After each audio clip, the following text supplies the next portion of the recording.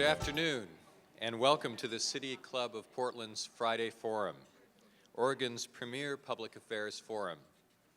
I'm Ted Kay, City Club Treasurer, standing in today for our club's president.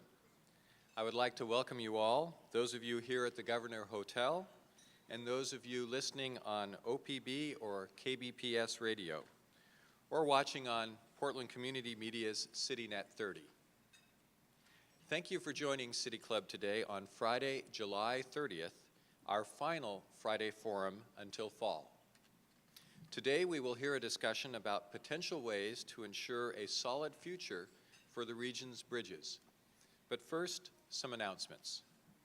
In consideration of those sitting next to you and those in our radio and television audiences, I ask everyone in the room who has not already done so to please silence your cell phones.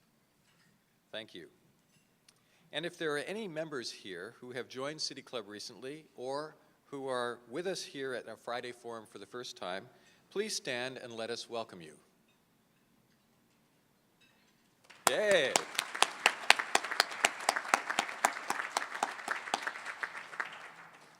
As always, we offer our appreciation to those whose generous financial backing makes our time-honored City Club luncheons possible.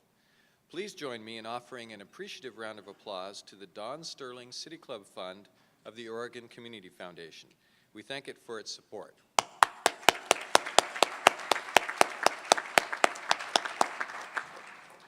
The treasurer always claps loudest. If your company would like to be a City Club sponsor, please see City Club staff at the back of the room or call the City Club office. And although this is our final forum before September, City Club offers other great summertime events, such as an exploration of how city planning in Sydney, Australia, or New York City can inform Portland's future design. Check our website, pdxcityclub.org, to learn more about City Club's summer programming. We'd also like to invite you to join us for our continuing Citizens Salon series. This dinner and discussion series combines good food and great conversation while supporting the vital mission of City Club. We invite you to join us for upcoming salons whose topics include ways to revitalize community at Roosevelt High School and whether Sarah Palin is the future of the Republican Party. That last one's at my house. And now to today's program. Portland metro area bridges, which help connect multiple cities in several counties and are used daily by many of the region's 1.5 million residents, are a vital part of our transportation network. And yet, from replacing the crumbling Sellwood Bridge to doubts about Multnomah County's ability to fund bridges, questions about bridge ownership, operation, use, and funding continue to plague regional progress. City Club's recent report, Moving Forward, A Better Way to Govern Regional Transportation, recommended resolving many of these issues by bringing those bridges under the control of a single bridge authority established by Metro. Today, our speakers will discuss the possibility of a regional bridge authority and if that is the best option for bridge oversight. Leading our discussion today is Moderator Dick Feeney. Dick served for 25 years as TriMet's Director of Government Affairs and helped obtain federal and state funding for the MAX light rail system. He began his career in Portland as a newspaper reporter and later served as Chief of Staff to the late Congresswoman Edith Green of Oregon's 3rd District. In the 1970s, Dick was a lobbyist for Multnomah County and Chief of Staff to Chairman Don Clark. And while working for the county, he sold the Ross Island and St. John's bridges to the state of Oregon. Now that's great, someone who sold not one but 2 bridges. And now please help me welcome today's moderator, Dick Feeney.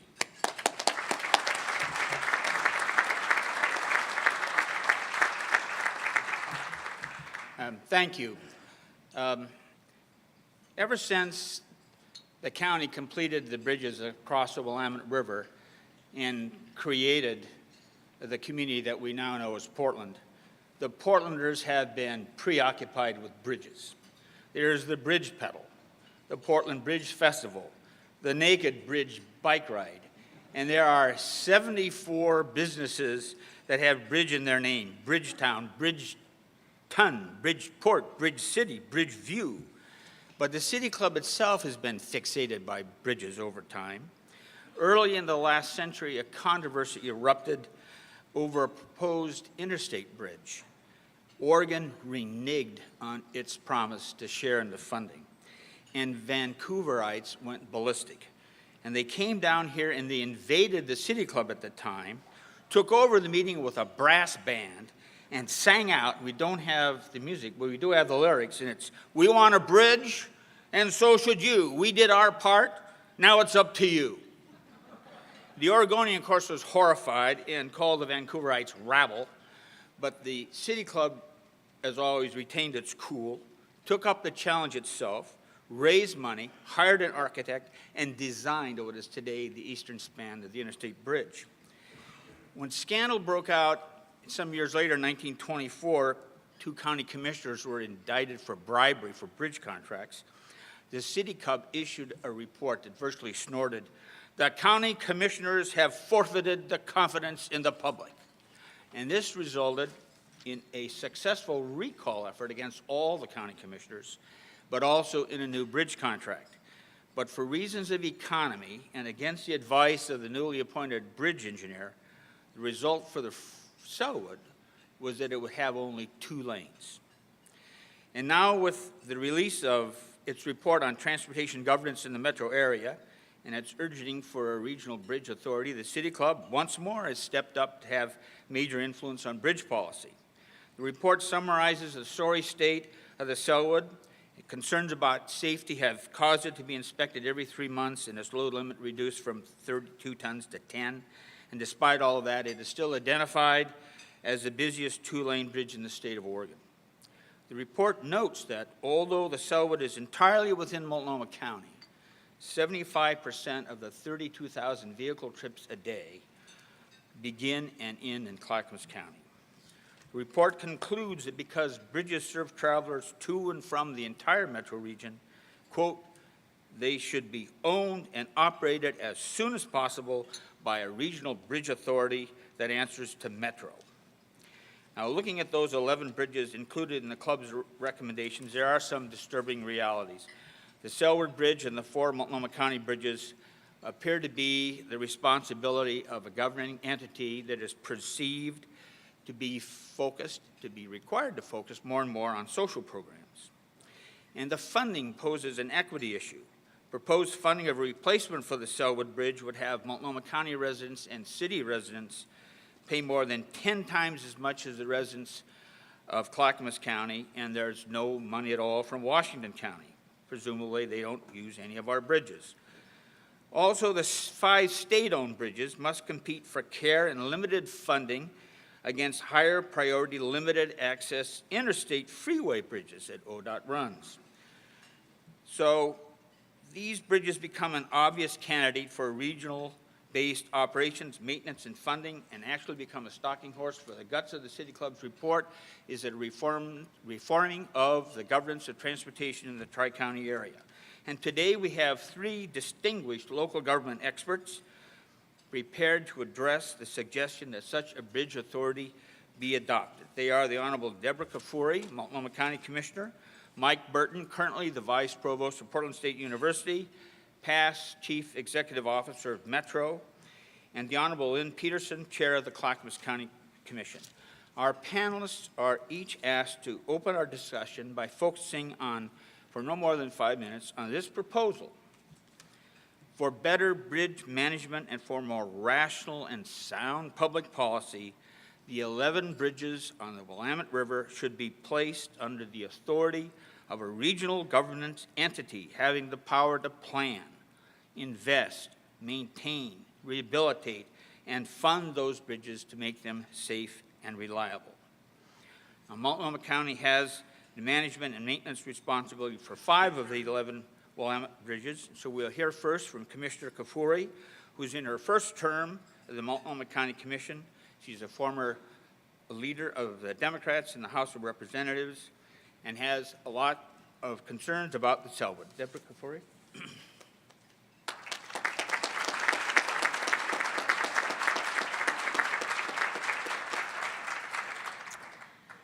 Good afternoon. Thank you. I want to thank the City Club and its members for inviting me to participate in today's panel. As the lead commissioner for Multnomah County on the construction of the new Sellwood Bridge, and the commissioner whose district includes all of the bridges on the Willamette River, I've learned a lot about bridges in my year and a half in office.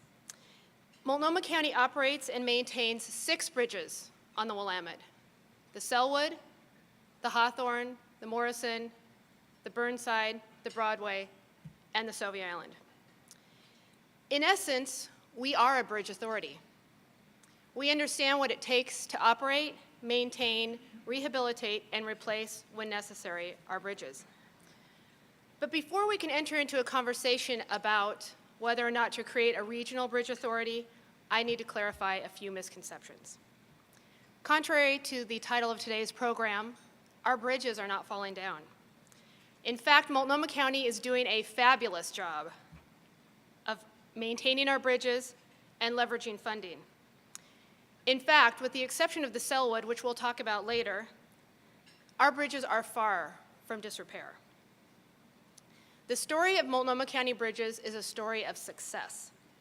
From 1997 to 2008, the county leveraged over $100 million in state and federal funds, with $24 million from Multnomah County.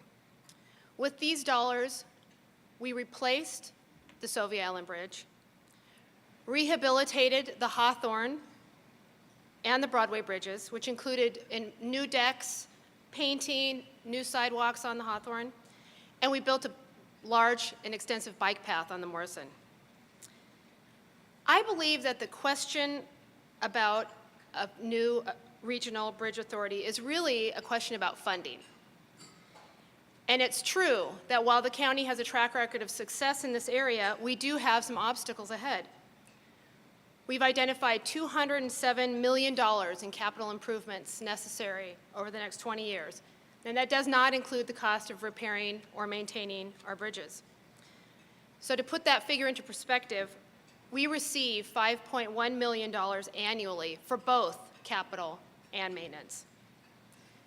The county is not unlike every other jurisdiction in the entire country. We're struggling to find adequate transportation funding for bridges and roads.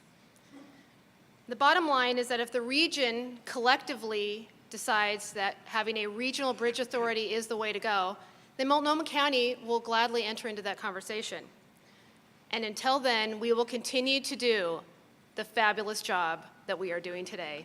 Thank you.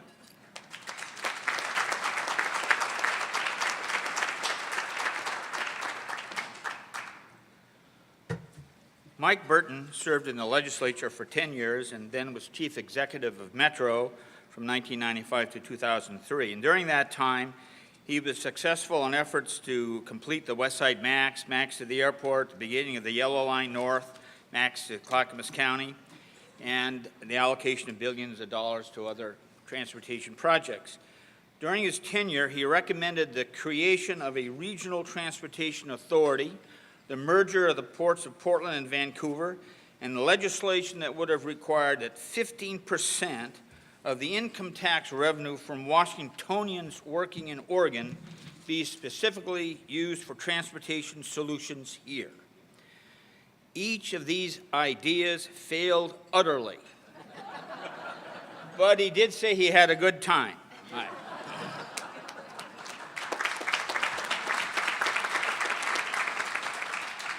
And if you don't have a good time, why do it at all? Well, I want to thank the City Club both for having me here with Deb and Lynn, and also thank the committee specifically for the report they did. It was a very thoroughly done report. It's a very complex issue, one that takes a great deal of sorting out, and to come up with any kind of recommendation out of that was a significant achievement. I appreciate that. There was an omission to it that I'm going to address, though, in a minute. I'm certain you probably talked about it, but didn't have time to put it in the report.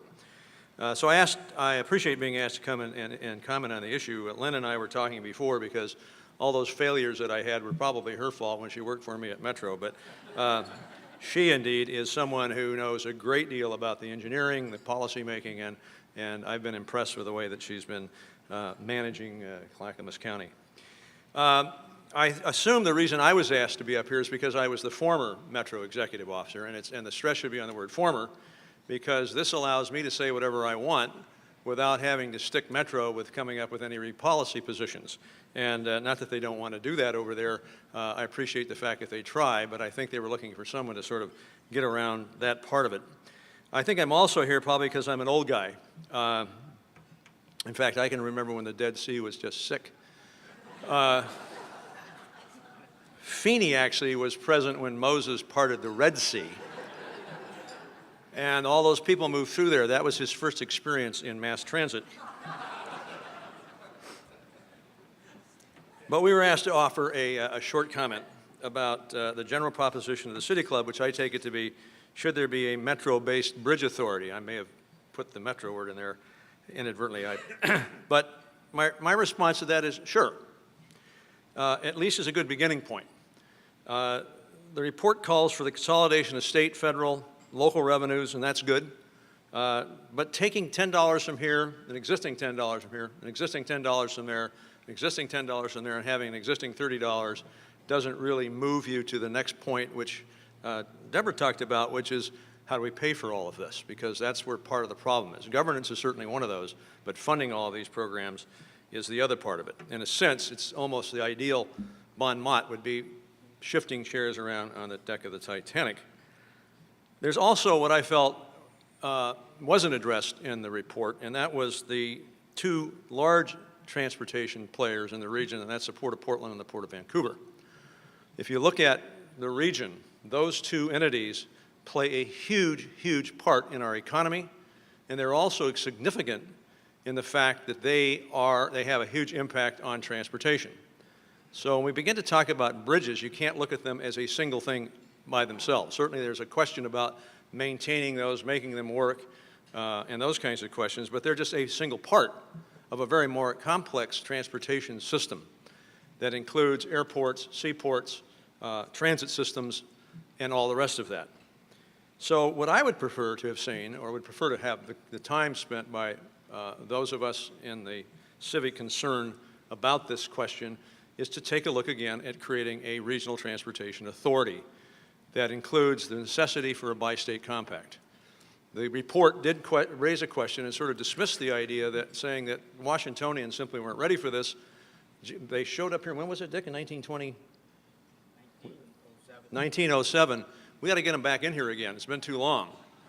And have some discussion, serious discussions, with that side of the river, because we're in the same standard metropolitan statistical area. We share the same job base. In fact, most of those people coming over in automobiles every day, those 50,000 or so, are here to work. We share that commonality. And so we need to really have a transportation authority that includes both the ports. That would be ODOT and Washington DOT would be subservient to that. It'd include TriMet, C-Trans, and the other ones. So if you take tax base for that, particularly the bonding authority for that, it creates a huge opportunity for bonding capital projects and taking a look at operational costs. It's been done before, nothing new. The Port of New York and the Port of New Jersey, the Port Authority of New York and New Jersey did that. They did it in 1921. It's a matter of the ability of the regions to sit down with each other and decide we need to address a much larger question that includes the real impact, which is no longer jurisdictional, even though that river's in the way. The transportation system, roads don't end at boundaries. They go right through them. And obviously, rivers make less sense now as a boundary when you're taking a look at where the transportation economic base is. So I thank the City Club and its committee for the report, but I think it's only a very beginning, small part of where we need to go to solve some of the transportation issues in the region.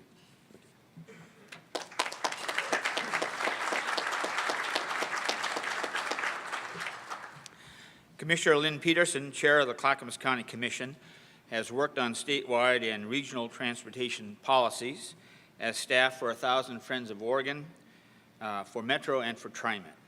She has served in elected positions for the city of Lake Oswego and now for Clackamas County. She's committed to building safe and healthy communities.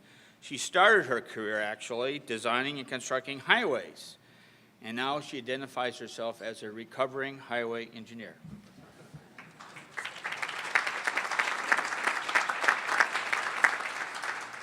So thank you to the City Club for not only inviting me to speak, but work on this important topic.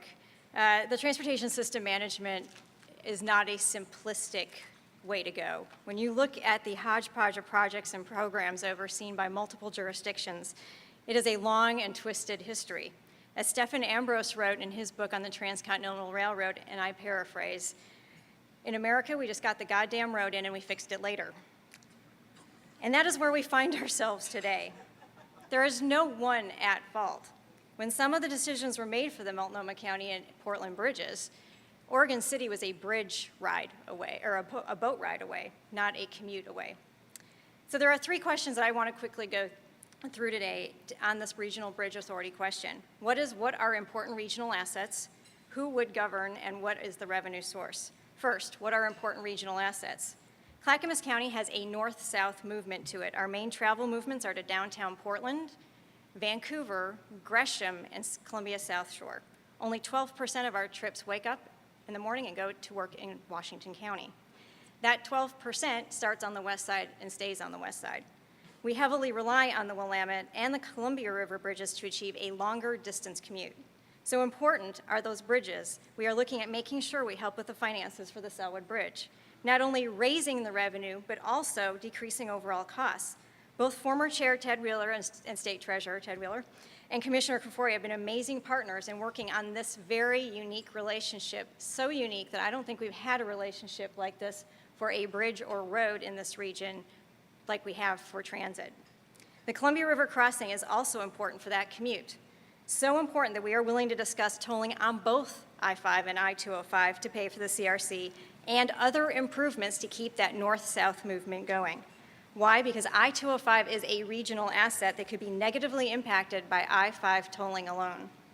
In other words, we understand we need to help build and maintain a regional system to keep Clackamas County's economy strong and the region's economy strong.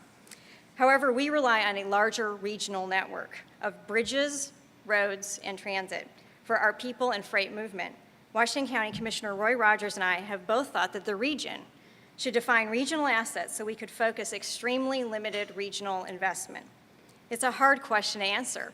Are the bridges the only regional asset, or does it include the major arterials? Does it include the main streets in all 26 cities? Does it include the high-capacity transit? Yes, yes, yes, and yes. So who would govern? I don't believe that there is anyone that wants a new authority that would add additional overhead at this time or compete for an already non-existent or small pie for transportation. And I'm not sure Metro is the right place for this to land. Metro may operate an award-winning zoo and coordinate a complex waste management system, but on the land use and transportation side of things, they would be stepping out of their own expertise into a world where the experience and expertise is actually at the local level, and away from their important function as the convener, facilitator, and keeper of the vision. I would rather we talk about a model like TransLink in Vancouver, BC, that was a case study in the City Club report. The province gave over all of the major arterials to the transit agency, to manage a multimodal system. And in fact, we have examples from across the region here where if ODOT would do the same thing, there would be significant cost savings. Lastly, what would be the revenue source? We are dividing up an already non-existent funding source. This conversation would end before it began if we don't look for new funding. The local jurisdiction in this state are at poverty level. I don't believe I'm exaggerating this point at all when I tell you that Clackamas County has no pavement management projects but for stimulus funding from the federal government. Our state revenue goes towards a Band-Aid approach that cannot keep up with the rate of decline of the pavement, safety issues, or catastrophic geotechnical failures. And remember, we have the mountain. Any new source would need to be for a predefined set of regional assets because we're all in the same boat. The legislature has decided that transportation funding should be coordinated at the state level with minimal local tools. And while the legislature and a coalition of interested stakeholders were so successful, and I am so thankful that they did an amazing job in this last transportation session, the money was spent before it hit the street. Raising the level of service to all of our citizens should be a key concern for the maintenance issues that we face. And a new source of funding like tolling, we really need to keep in mind that as we grow new revenue in the state, we need to make sure it is as flexible as possible because expanding road capacity is so difficult in the urban area. It is expensive and it takes out the very land uses that you're trying to serve. So whatever we look at, it needs to be flexible. Finally, on the revenue piece, I will continue my mantra to anybody that will listen that Oregon was the first state in the union to adopt a gas tax. We should be the first to bid it adieu. And in lieu of that, we should really be looking of transportation as a utility, like natural gas, like water, like electric. Pay as you go and pay more during the peaks. Raise all the boats so that we can all do the maintenance that we need to do. So let me conclude. In the grand scheme of things, are the Willamette bridges important? Yes. Should we simplify the management rather than add to the hodgepodge of transportation system management? Yes. However, by focusing a regional authority on the bridges only, we miss the point. This is a transportation system, and we simply don't have the revenue to maintain that system. Thank you, and I look forward to your questions.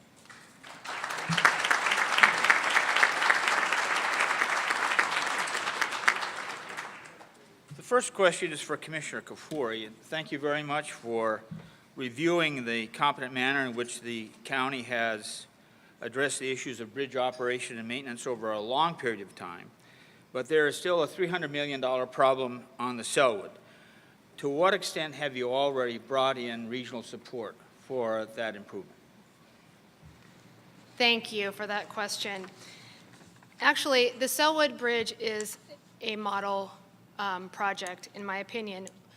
We had a problem, and we have now regional consensus, regional funding, and regional collaboration. I'll break down the funding plan as we currently have outlined. The replacement project, as Dick said, is $330 million. Of that, $127 million is coming from Multnomah County. Starting next month, you will notice if you go to get your vehicle registration renewed, you will have an increase in your fee, $19 per year per vehicle. That's going to raise $127 million. That's Multnomah County's piece. Clackamas County is poised very soon, we hope, to assist in the fundraising effort, and they have suggested a total of $22 million for their piece. The City of Portland has committed to $100 million with money that they'll be receiving from the State Jobs and Transportation Act that Chair Peterson mentioned. The state of Oregon is contributing $30 million also from that same bill last session. We have $11 million on hand, previously secured funding, mostly from the federal government. And we have a hole, you'll notice there's a hole if you've been able to do the math quickly in your head, of $40 million. We currently are putting a grant in for Tiger II funds from the federal government for that amount of money, and hopeful that the feds would like to support this project. We've had very good support from our congressional delegation due to the regional collaboration and the regional funding package that we've already put together. Construction is going to begin in 2012, and the bridge will be completed in 2016. And if you'd like more information, sellwoodbridge.org. You can also vote online until August 8th for your preferred design for the bridge, so please log on. Thank you, but that's to Sellwood. And $19 everybody's going to start paying in September, right, for their car. It raises the Multnomah County share of $127 million to be bonded.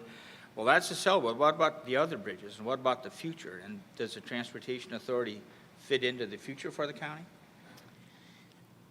As I previously mentioned, I think that if the community, our region decides that having a bridge authority is the way to go, and I do think this is going to take buy-in from everyone, we're not going to be able to impose it on jurisdictions who aren't interested, that Multnomah County will be a part of that. And until that happens, though, We are committed to solving the problems as they come. The other bridges are right now in good shape, and for me to say that finding a long-term solution to a problem that doesn't yet exist when there are problems out there right now staring us in the face, homelessness, lack of jobs, there are a lot of our education system, there are a lot of really pressing issues, in my opinion, that demand attention right now. So it's hard for me to say that this is more important than those issues at this time. If one of the bridges needs to be fixed, I promise you we will fix it. Thanks. Mr. Burton, you may want to comment on what Commissioner Kafoury just said, but I'd like to ask you, in your vision of a regional transportation authority, what kind of institutional legal steps have to be taken in order to put it together? And if Metro's one choice, what might be another choice for how to govern this entity you're talking about? Is Metro the only choice? No, Metro wouldn't be the only choice, although Metro does have, I think a lot of people don't understand probably the authority that Metro does have because it's a charter government. And in fact, the Metro Council can declare just about anything to be of metropolitan significance, and if it does, then it has the authority to go ahead and operate that kind of activity. So Metro could indeed do something like a bridge authority or beyond that. I think Lynn makes a good point about a lot of the expertise is in local jurisdictions, and that's very true. And I think what we've done in this region is we've done a very good job, as Deborah pointed out, of actually making cooperative decisions to solve specific problems. And I think that's the strength of the metropolitan region, is we actually talk to each other, we open the doors, we go through them, and we find ways to resolve issues. But on a larger sense, which is what I'm concerned about here, is that we're still doing this piece by piece. So we fix a bridge, we do this, we do that. And the region is far too complex today, and it's both its economy and its need to use transportation as part of that economy, to simply leave this on a bridge by bridge or piece by piece basis. So again, I would argue that you can do an interstate compact. That's not an easy thing to do, obviously, but it is something that you could drive towards to create a larger base of operations for the bonding authority. And by the way, you have to have some revenue source for this, and so let's talk about that. I like Lynn's ideas. I always like the idea of dropping the gas tax and going to congestion pricing, particularly for trucks moving through the area, and try to see if we can't get them to go later in the day rather than at peak hours and this kind of thing. That actually is a revenue source upon which, and also the goods coming through the ports, which create the basis of a revenue cost for the bonding that could happen. So you could do an interstate compact. You could have TriMet take it, but I think TriMet's focus is on the operational system of transit and not necessarily the building or looking at the economic impact of the larger part of the system, which again, I would argue, includes airports and seaports and the rest of the system that has to be taken into account. Commissioner Peterson, you may wish to comment on what Mr. Burton just said. You also questioned the advisability of having Metro be this authority. But if it wasn't Metro, that has so much experience with other governments, how would an authority other than Metro fare? What are its guidelines and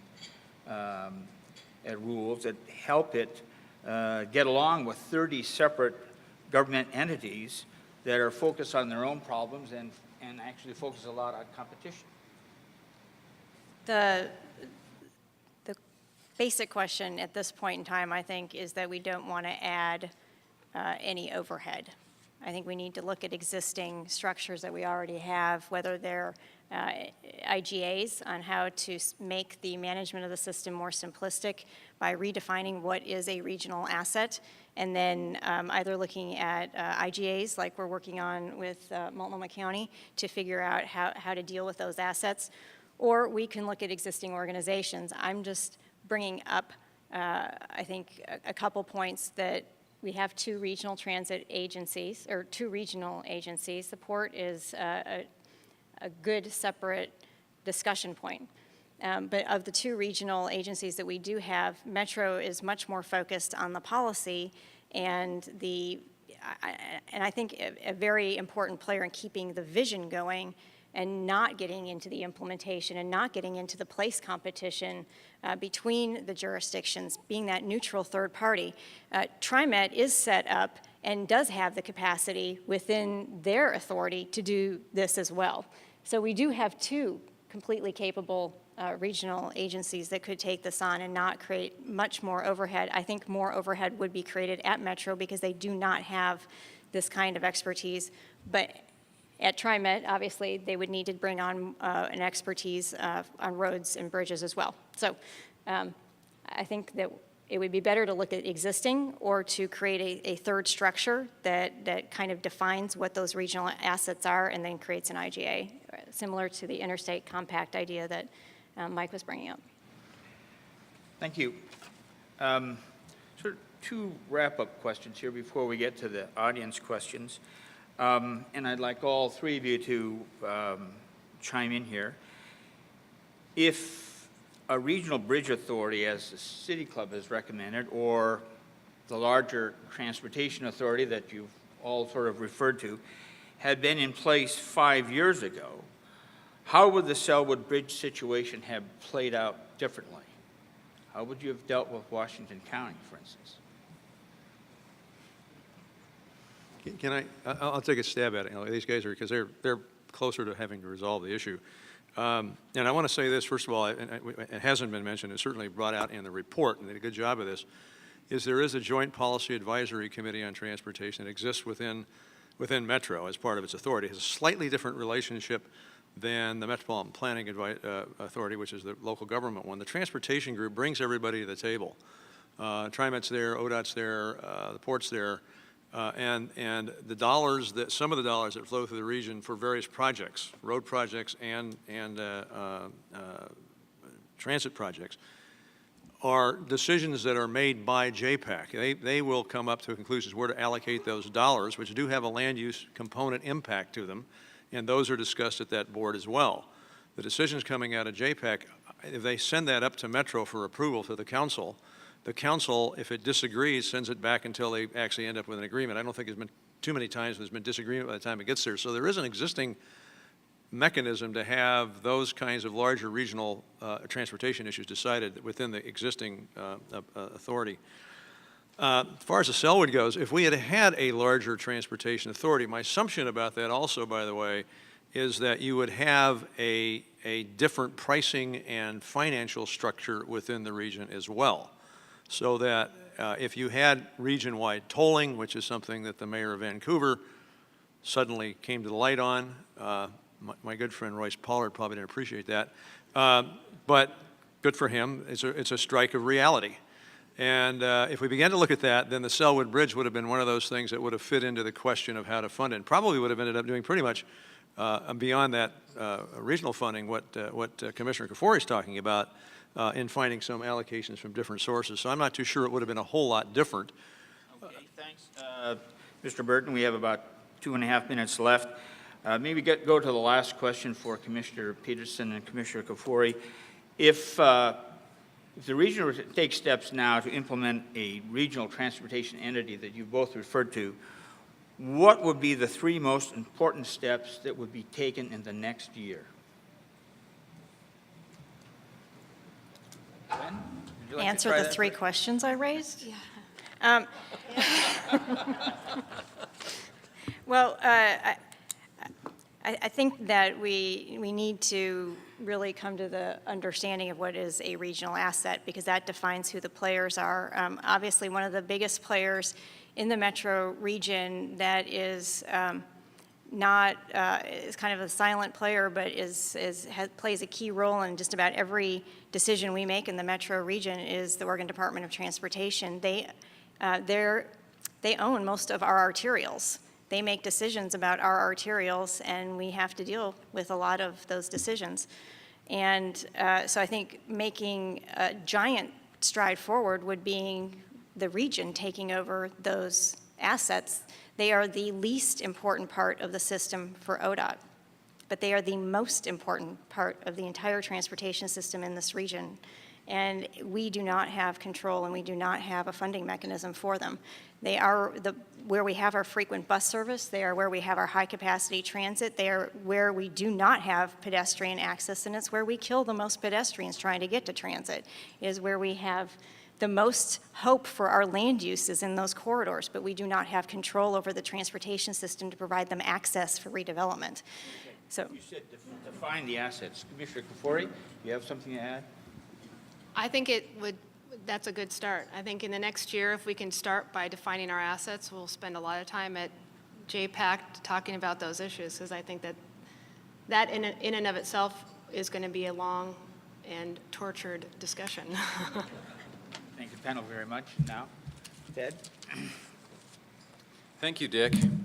The first question for our speakers, as always, will be from our City Club forum host. The host today is City Club Governor Barnes Ellis. Barnes is a partner at the law firm of Stoll Reeves, where he practices business litigation, and he's also the general counsel of Mercy Corps, the International Relief and Development Agency headquartered here in Portland. Barnes has served on the City Club Board of Governors in the 1970s and on 2 City Club study committees relating to city governance. Barnes? Now, one of the hazards you face with this task is you have an astute moderator like Dick Feeney, and apparently he consulted WikiLeaks and got a hold of my question. So I'm going to have to modify it slightly. And my question is addressed initially to you, Lynn, but the others can chime in if they wish. Now, Lynn, you were chair of Clackamas County, and I'm a resident and taxpayer there. And I happen to commute to Portland by bus. So twice a day, my bus passes the Sellwood Bridge. Of course, that bridge is too structurally unsound to allow a bus or truck to cross. Now, often in the afternoon, rush hour, there will be car traffic backed up for half a mile or more. Now, according to the City Club report, and Dick mentioned this in his opening comments, 75% of the cars that cross the Sellwood begin or end their trips in Clackamas County. But because the bridge is located at the very south edge of Multnomah County, that county has paid all the maintenance, and now, as Deb pointed out in her listing of contributions, Clackamas will be contributing approximately 1/10 what Portland and Multnomah taxpayers will be asked to contribute. So my question to you, and you're my commissioner, is that fair? And related to that, what if Clackamas residents paid $19 extra? Couldn't we make a much more substantial and fair contribution? Thank you. thank you for that sticky question. I think the way that we have worked with Multnomah County on this is recognizing that there is a large percentage, and actually it's 60% today, growing to the potential of 75% in the future, just because I'm a stickler for numbers, that because this is the first time that we are really working on a bridge issue together, on a regional asset together, that is not a transit project, and this is just the beginning of a very long relationship, that this seemed like a good starting point for Clackamas County, and it is better than zero. I'll add to that. My father has a saying that I grew up with, and I've found myself repeating it to my children, and it's that the world is not fair. And I'm a pragmatist. I like to solve problems, and if I spent all the time worrying about the fact that Clackamas County is not paying their fair share, we would still be in discussions about building the new bridge, instead of discussions about what it's going to look like and who's going to be the contractor. Those are the kind of discussions that I want to have. Those are the conversations that actually lead to a new bridge. That, I guess, is this whole issue in a nutshell to me, which is, yes, it would be nice if we had a regional funding stream. I don't think anybody's going to disagree with that. But I also think that the conversation about what we're doing now and how well we're doing things now is also equally important. And this collaboration that we've put together for the Sellwood Bridge really is an amazing one. And I think it's going to build, the success of this will help with whatever decision comes next. And if I can just also put in the point, it is a system. And there are a lot of Multnomah County residents who are going to the mountain. And you drive on Clackamas County roads the minute you get off that Sellwood Bridge and you drive to the mountain. So, you know, it is a system, and there is this, how do you raise all the boats? Because the bridge is only this long, getting to the mountain is 70 miles. Between then and there, you're on how many different jurisdictional roads that we have all paid for in some way. And so that is the hard part of this discussion, is what is fair. Thank you. We will now take questions from the floor. Asking questions at Friday Forums is a privilege of City Club membership. Before asking your question, please identify yourself as a City Club member and then ask your question in 30 seconds or less. If I flash this question mark card, it means please make sure it's a question and wrap it up. Thank you. Jim Zarin. Jim Zarin, City Club member. I'd like to ask all three panelists whether there be a regional bridge authority or whether there be a regional transportation authority. I suspect that all three of you would agree that whatever we do in transportation or bridges, it's got to be integrated with land use. If we've done anything in this region that other regions haven't done, it's integrate land use and transportation. How do we avoid establishing a new regional bridge or transportation authority that becomes a fiefdom in and of itself, and we lose that connection with land use and doing all the integrating that I think Metro is pretty much responsible for having accomplished? How do we make sure we don't go backwards in that regard? Well, yeah, I've said and have said, I don't know how many hundreds of times in different talks I've given, that when you make a land use decision, you make a transportation decision, you make a land use decision. That's a given. And one of the things that Metro is so important for and is unique about is the fact that it addresses both those questions and looks at those impacts.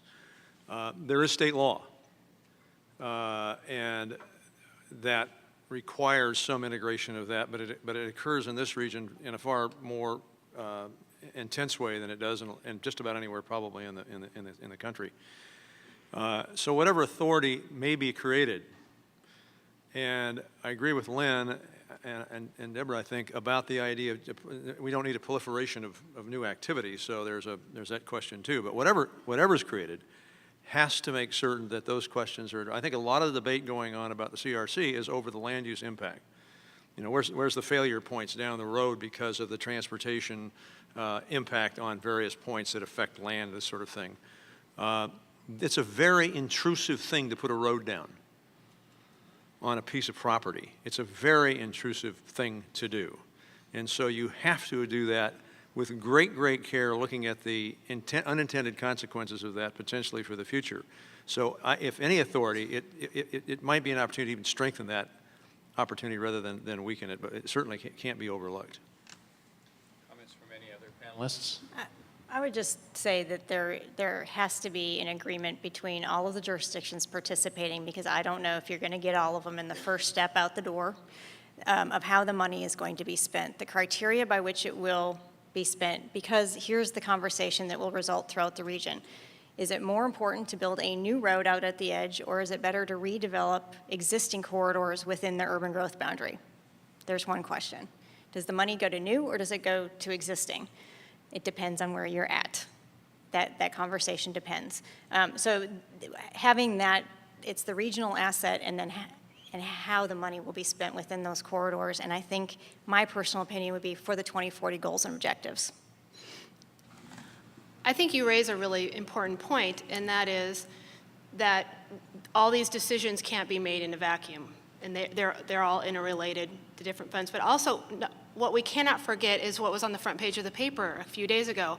Transportation funding, we spend billions of dollars on transportation in our community. More than just about any other program, we spend money on transportation. And so there is not a silver bullet that we're going to find a new pot of gold. We're in age of diminishing resources on everything. Everything takes a choice and everything needs to be weighed against each other. This idea that we have transportation money over here and it can't be used for education over here and it can't be, we have a limited pot of dollars. And so these are the kind of, this is the kind of thinking that we need to do, going back to what Lynn said about the trade-offs. New roads, old development, those kind of questions. It's a very good point. This wouldn't be a City Club Transportation Forum without a question from the next questioner. Well, thank you, I guess. I'm Ray Polani, a City Club member. And I think we should start perhaps by keeping two things in mind. One is that money is limited. And the second one, that the future must be sustainable, and probably the present is not. Now, with those things in mind, what is less expensive and more sustainable? Maintaining and repairing, or rebuilding and expanding?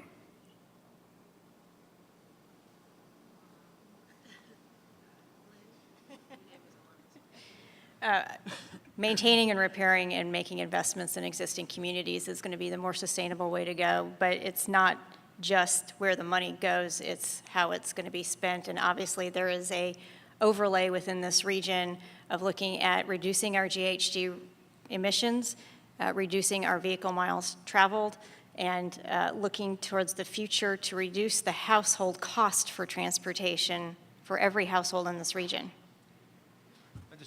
I'll add a little bit to this for something else. And the other thing that we need to, I think we should talk, or should be considered, is what we haven't done in the past. We did not build the Mount Hood Freeway. We did not build the West Side Bypass. And there's two opportunities to take a look at whether or not not doing those things, not making some of these transportation decisions, really affected how it affected the economy of the region, how it affected the land use patterns of the region. Because there are options. Obviously, the decision to not build the Mount Hood Freeway, the decision to not build the West Side Bypass, resulted in a different land pattern and usage on those areas. And so, clearly, building new systems, Ray, is not a good answer. Building new road systems, repairing existing ones, is obviously going to be one that has less environmental impact and probably a better economic impact. Kurt Wavering, member. In this discussion, I've heard very little comment about the Columbia River Crossing, which will be the largest public transportation investment this region has ever done, in the vicinity of $5 billion. So my question is, if there were a regional transportation agency as proposed by Mike Burton, what effect it might have not only on the crossing design and expenditure, but also for the land use implications in Clark County? Actually, they told us to avoid the CRC. Seriously, they did. They said, don't get into that discussion. But I'm glad you brought up the subject.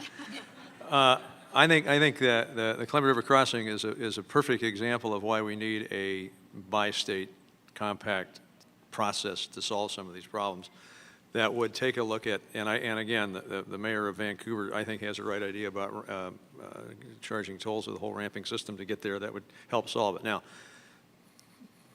we're down the road on this, no pun intended.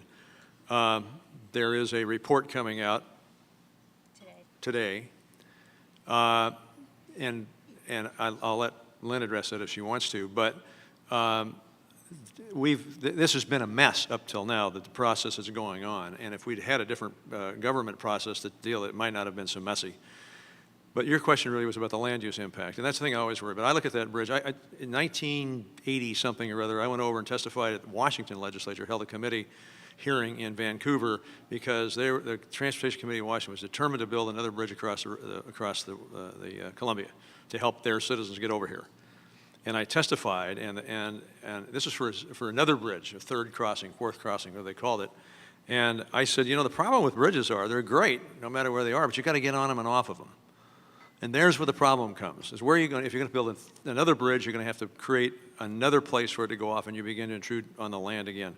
If you're going to put it in the existing place and simply widen it, you got a great 12 lanes to zip down across that bridge, and then you get down to the Rose Quarter. And so you got problems.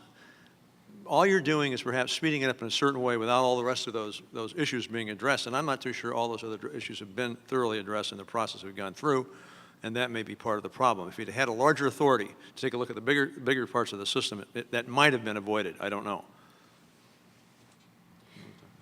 Yeah, just to add to that, these are two very different cities, but they're completely integrated at this point as one economy. And as we look to the future, we need to have a long-term relationship with the city of Vancouver and the state of Washington. And this project may have been siloed in terms of being a project, but it is really part of a system, and it is part of that larger land use discussion, and it's part of our economy. And how we set that conversation up to create that long-term relationship is extremely important. And acknowledging that maybe the process that we've been through to date has ended up in marching bands potentially coming into the City Club soon. Where's that song? What's the song? Yeah. It's worth the time and effort now to make sure that the process allows for that long-term relationship to get to some kind of compact, some kind of agreement of this is how we will discuss problems, this is how we will problem solve. Because really, what transportation, good transportation planning and project management about is problem solving, because there are so many different variables that need to be accounted for. And so that's what I would say is looking forward into the future, we have an incredible opportunity here, right here today, to move forward to really build on that relationship with Vancouver and the state of Washington. Carol Cheserek, City Club member, and I have a brief comment and then a question. And then the comment's a little bit off topic, but in June, City Club adopted a report about Forest Park, a call to action that called for protecting the areas around Forest Park. And I thought City Club members might be interested to know that Commissioner Kafoury was instrumental with assistance from Diane McKeel and Commissioner Shiprack in getting rural reserves adopted around Forest Park to help protect those areas. So that's, I think, a key step toward achieving the goals in that report. My question is for for Chair Peterson. Your idea about new funding, tolling for use, and that kind of thing. I'm wondering how you persuade the public to accept that, how we sell that to members of the public so we can make that a reality. Thank you. I think that's what the region has been struggling with for a very long time. I think we need to make the decision to do it. We could do a demonstration project. We could do something similar to what they did in Stockholm. They put up a demonstration project, took it down after 1 year, and then let the voters vote. They did vote it back in, and as Mary Adams likes to point out, some people did lose their elections after that. But I think the demonstration project concept is something that we should be looking at, because it's not as scary as a lot of people think, and it would provide for that long-term maintenance of whatever facility or for the entire region, depending on how we structure things as we move into the future. But it seems to be a stumbling block for us right now, and I think we just need to make a decision, and the region, through the legislature giving us direction, has decided to start pursuing some small projects, and that should be rolling out soon in Washington County and in the city of Portland. So we'll be looking at some demonstration projects and see how that goes, and I think that's a good first step. We have time for one more short question. Thank you. Lee Stevenson Kuhn. I'm a member of the Report Committee and the Advocacy Committee, and thank you for pointing out the importance that this is beyond bridges. The whole thrust of the report, which is long and complex, goes beyond bridges, and we even would love to consider across the river. However, we want to get started in the metro region to put something together to get regionalism going. So what do we have to do? Who defines what the regional assets are? Who do we get together? I think actually they already had an answer up here, and I think that JPAC is a good place to start. That is where the jurisdictions already come together, the players come together, The question is having some leadership, and the leadership sitting at the table on my right, to do that, to bring that up as a, no, I mean, except at the far end, I know. We're going out for a Guinness. But I think the two commissioners and their roles in helping bring the focused question of, for instance, beginning to measure assets is a good one. That's where that discussion can take place. It's a matter of formulating the right questions to ask with the point being, how do we then respond to those questions and then find a way to take some action on them. That's what I would suggest.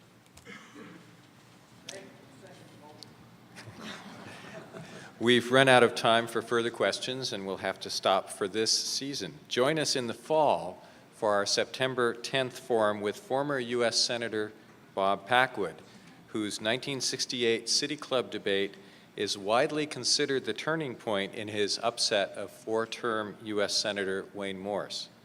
As we close, please join me in expressing our appreciation to today's guests, Mike Burton, Deborah Kafoury, Lynn Peterson, and Moderator Dick Feeney. We're adjourned.